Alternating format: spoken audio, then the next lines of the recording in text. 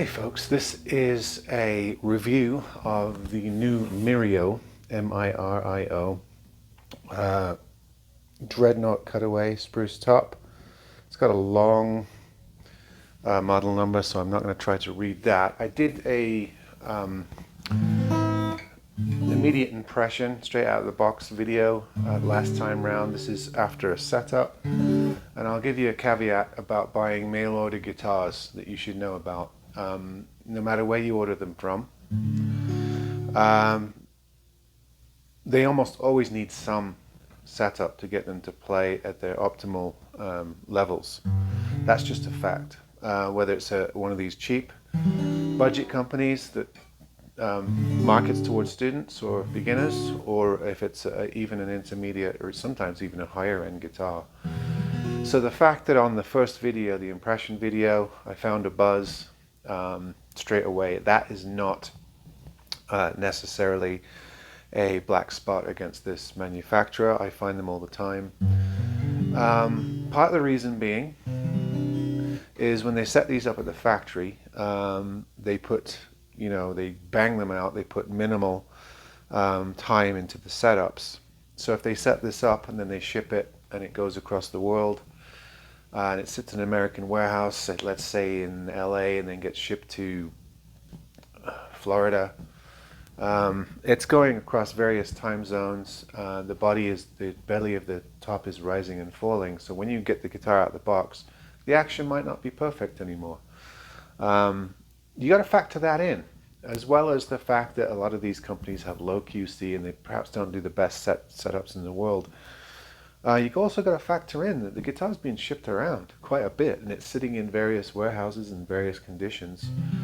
And the action, the dynamics, the physics of the guitar are going to change. So almost always when I get one, the string heights are not quite right. They're either too low or the neck is slightly bowed.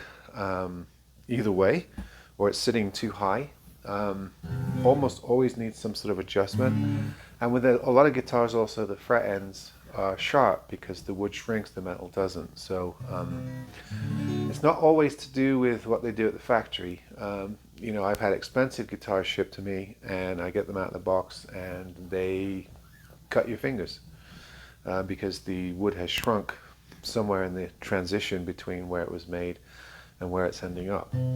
So that aside, I did get this out of the box. It was slightly backbowed. I turned the truss rod 2/4 turns, put a little bit of relief into the neck, just a tiny bit, like 10/1000ths, and then it was buzzing down here. Still is a little bit actually. Just that one spot there. There was a slightly high fret on the bass side here, number 3, that I filed down and recrowned. I might have to just raise the action very, very slightly on the bass side to take that buzz out, because the neck is nice and straight. Maybe it's just the action's sitting really nice right around 4 millimeters, and maybe it needs to go up another 0.5 millimeter. I like to set up guitars for comfortable action, but you can only put in the string height the guitar lets you have.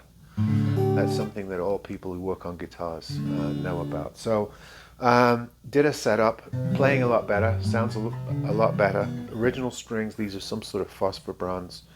I doubt they're D'Addario, but they might be. But some sort of phosphor bronze. They're not terrible. I've had a lot worse. But a lot of people, their first instinct, of course, is to tear the factory strings off and put the brand of their choice on to get a true idea about how the guitar sounds. But a beginner's not going to do that. A beginner's going to play the strings that come with it and go with that until they learn about changing strings and things like that. So the strings are pretty decent. I talked about the specs last time, but just to recap, spruce ply top, nice matte finish, all wood bound. It looks like some sort of dark mahogany. It could be a brown ABS, I suppose. And it has also the same in the rosette. Nice graphite nut and saddle, which is slightly better than your plastic, your bog standard tuners on there. Nice little design on the headstock. the logo reads from right to left instead of vertically, I mean, you know, which is up to you whether you like that or not, but it's not garish, it's not offensive. And Mirio, it's not a horrible brand name. It's fairly pleasant. I always think sometimes companies don't do enough research. I mean, why would you call your guitar Groat? It sounds too much like scrote to me. But you know, it's also close to great, so who knows? But anyway, Mirio sounds slightly Italianate, very pleasant. Dreadnought with the cutaway, strap buttons on here, sapele back and sides, very competent, has what we call a tech wood, you know, sort of a wood blend, which is becoming more and more popular. That's also not a ding on the little bit of dirt there. That's not a ding on the company. More and more companies are moving away from exotic hardwoods to some sort of synthetic wood blend. Even the top companies. I mean, I think I saw a Go Down the other day that had a tech wood board. But anyway, you know, the neck foot, as I said on the last video, is nicely chiseled down, and it's got a very pleasant, agreeable sound, the Dreadnought sound.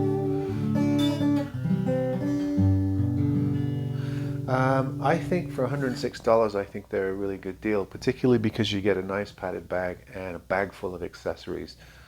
The company has done a good job of, you know, researching, you know, what a beginning player would need, what a parent to buy a first-time guitar would need, what a teacher might recommend. I mean, the what's the word? The specs of the guitar are fairly normative, but they've done a couple of things, like with the graphite nut and saddle, the wood binding, which takes it ahead of some of its competitors, and there are many. I mean, there are literally dozens of brands doing guitars anywhere between $80 and $140, and we know some of those brands because we've covered them. So this is new to me. The company asked me if I would review a guitar if they sent it to me. I asked for a spruce top and told them I would do an honest review. They didn't try to fish for a positive review. They also sent me a guitar out of their inventory. They didn't, you know, set one up especially for the review. I got it with the paper on here, and when I pulled it out, it needed a setup. So they obviously hadn't, you know, sort of seeded a better quality guitar to me than the norm. They just sent one out their inventory, which I'm pleased about, actually. I think that helps. So I've got nothing but positive things to say about this, with, of course, my normal caveat, and that is, when you buy a guitar online, be prepared to either do some setup or to take it to somebody who can do it for you. If you go to a shop and you ask for a basic setup, they can charge as little as $20 depending on how much work needs, and as much as $80, or even more if more work needs to be done. So bear that in mind with every guitar you buy. I would encourage people, as I have done from the outset of this channel, to learn how to do it yourself. The good news about getting this guitar is I didn't have to do any fret end beveling, but that's something you might want to learn how to do, because a lot of guitars, when you get them in the mail, are going to have sharp fret ends, or fret sprout as it's sometimes called. So that's one good thing to learn. Also, how the nut and the saddle works for string heights is another good thing to learn. A lot of times you have to lower the saddle, or even sometimes shim the saddle.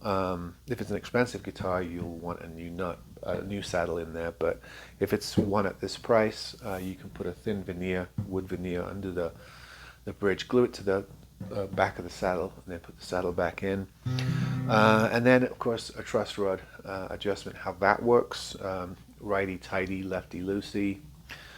Most truss rods are now two-way, so you can move the relief in and out of the neck. If it's straight or backbowed, you can put relief in by loosening, and if it's too curved, underbowed, then underbowed, then you put some tension into the truss rod, and you want to do it in small increments. Otherwise you can do damage to the guitar. But all of these companies now send you a truss rod key, and their hope is that if you don't know how to do it, you'll go on YouTube and learn how to do it. There's nothing to stop people returning the guitar when it needs a truss rod adjustment. I think a lot of beginners are going to be too intimidated to try and do that, and if the guitar doesn't play right, they're going to stick it in a box and return it.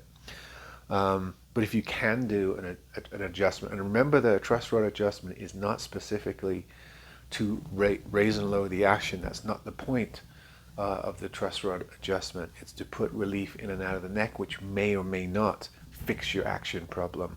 So if your action's really high or low, you don't want to crank either way to pull the neck closer or further away from the strings.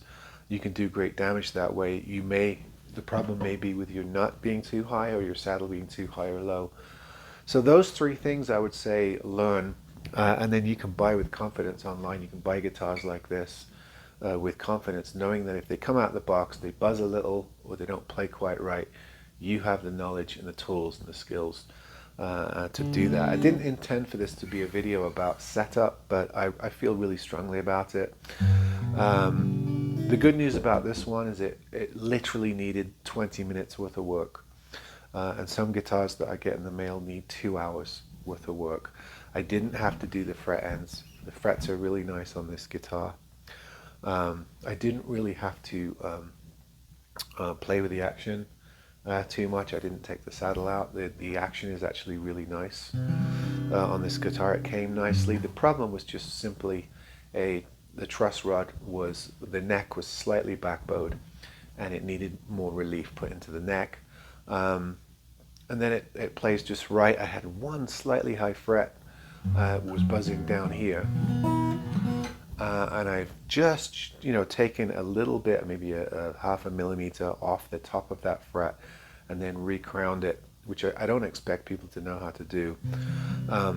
But these are the things that you run into with buying guitars online. So Mirio, a myriad of good things to say about them. I think for 106, probably 110 with tax, something like that, 115. I think it's a stellar deal. And of course, each one's going to come slightly different. So you might get one perfect out of the box. You might get one that needs the fret end beveling. There's no way to know. But for $110, $15 with tax, free shipping, spruce top, nice Dreadnought Cutaway guitar, satin finish. It seems to be the necks are really nice on these. I'm pretty impressed. I think it's a really good deal. So two other things I want to make clear is, first, I'm going to put the Amazon link. I'm not endorsing this guitar, but they did send me one. They sent me the link. So if you're interested in getting a guitar for as little as $110, I'm not sure if they're offered in Australia or Britain or other countries. You might check. But if you're interested in getting a guitar that needs minimal work, that I think plays as good as anything I've seen for, let's say, 140, 150, 160 on the market, then I'll put the Amazon link. And also, they've been kind enough to send me a discount code. I forgot to mention it in the last video. They've sent me a discount code, which I will also put in the description below the video, and I think one person commented that they have already used that, so it's proved useful so far. But anyway, to cut to the chase, really reasonable guitar. I didn't know what to think when they said they would send this.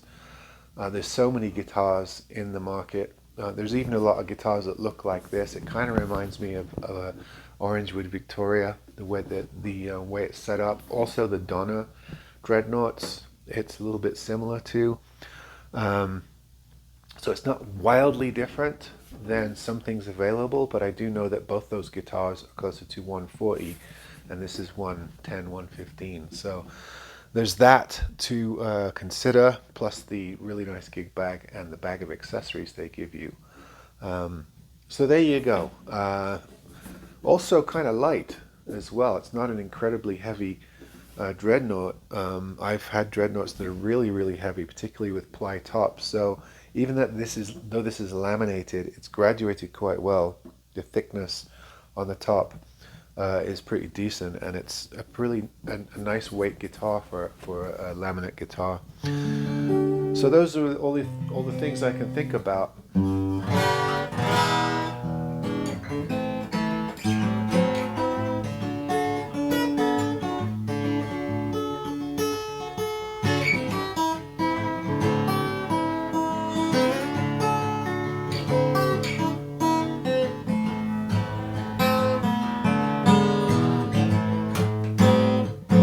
Trying to play it a bit more because I always get yelled at for not playing enough in these videos and talking too much. So yeah, great guitar. I mean, I can't remember getting a guitar this cheap and having, and it being this good with a tiny bit of adjustment. So yeah, pretty pleased with it. I'll do the ukulele next. They sent me a ukulele, which I've just got out of the box, and I will show you that in the next video. All right, folks, see you next time.